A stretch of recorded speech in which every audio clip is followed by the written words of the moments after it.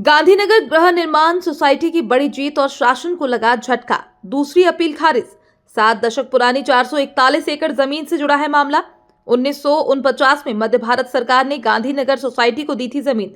फिर कुछ साल बाद सरकार ने कुछ जमीन अवैधानिक रूप से वापस ले ली। 1986 से मामला कानूनी पचड़े में फंसा था। अब शासन की दूसरी अपील हाईकोर्ट से खारिज हुई है। गांधीनगर संस्था के एडवोकेट वैभव भागवत ने दी जानकारी।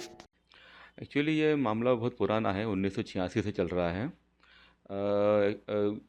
आज जो है वो सरकार की द्वितीय अपील, सेकंड अपील जो उन्होंने हाईकोर्ट में लगाई थी वो आज निरस्त हुई है सरकार की अपील। मामला 1986 से चल रहा है। ऐसे मामला शुरू हुआ था 1949 में, जब वो 441 एकड़ ज़मीन सरकार ने, तत्कालीन मध्य भारत सरकार ने गांधीनगर बसाने के लिए गांधीनगर सोसाइटी को ज़मीन दी थी। उसके बाद 82-84 के आसपास सरकार ने उसी ज़मीन में से कुछ ज़मीन अवैधानिक तरीके से दूसरे लोगों को लीज पे देना चालू कर दिया था।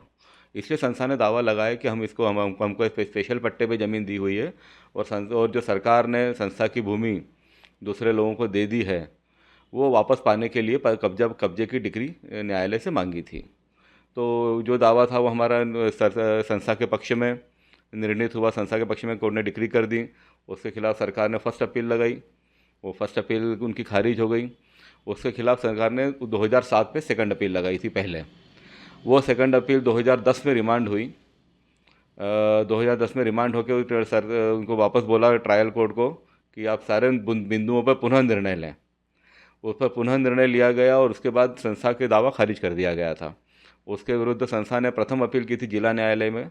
वो अपील स्वीकार हुई और न्यायालय ने उनको ये भी माना कि ये ज़मीन संस्था को दी गई थी, 441 एकड़ ज़मीन, और ये भी माना ये भी डिक्री किया कि जो ज़मीन सरकार ने अवैधानिक तरीके से दूसरे लोगों को दे दी है वो संस्था को वापस दी जाए। उसके खिलाफ सेकंड अपील सरकार ने वापस फाइल की थी। वो सेकंड अपील कल न्यायालय द्वारा निरस्त कर दी गई।